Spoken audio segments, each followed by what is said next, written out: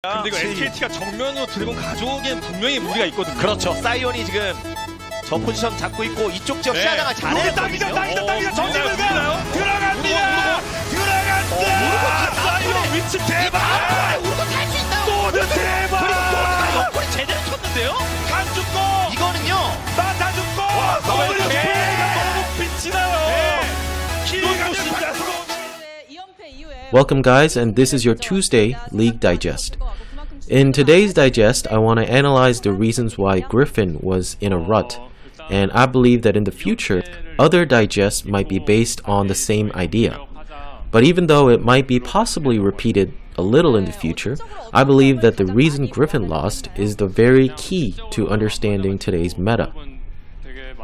This meta will also bleed into some of the key viewpoints of the MSI as well. So the game I picked out of the two losses was the first one against Gen.g. Now up front, I just want to say Griffin is back 100% and even more. I've monitored both games against Hanwha and Damwon. They're 2-0 sweeps against both teams that are playoff contenders. Their past two games have been flawless, focusing on what makes this team great. And really, is their tight early to mid-game macro.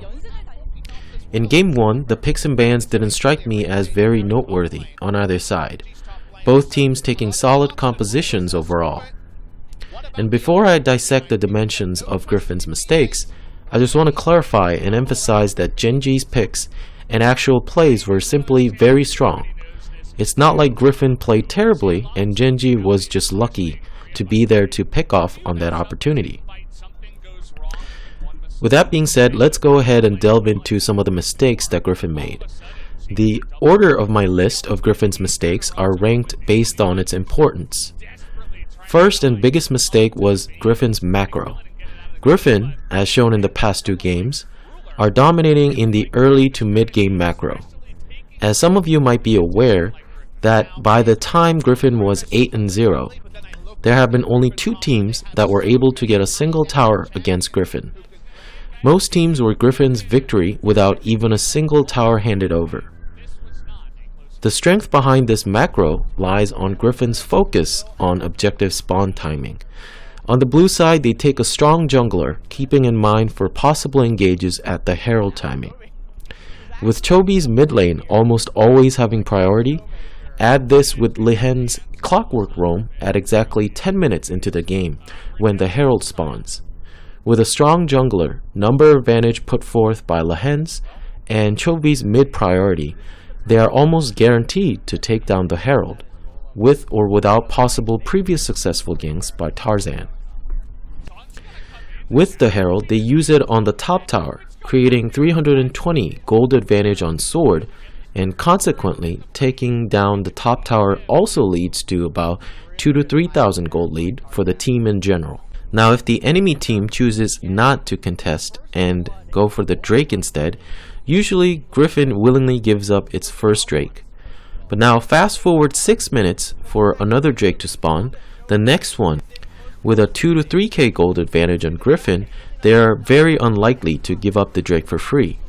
Now it's their time to seize control of the game. This is most likely when Griffin prepares his first team fight on the second Drake.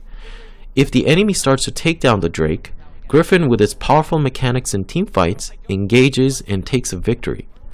All in all, the point of Griffin's macro is priority in lanes and tight control of the objectives so that when the enemy tries to take the objective down, even on a gold disadvantage, Griffin uses this opportunity to snowball their gold lead. This is what makes Griffin so powerful, in that their macro isn't based on a moment-to-moment shot calls or decision-making by the 5 members, but the frame of their macro that is designed beforehand that is almost exactly applied the same in all of their games. Thank you all for watching. This is the end of today's digest.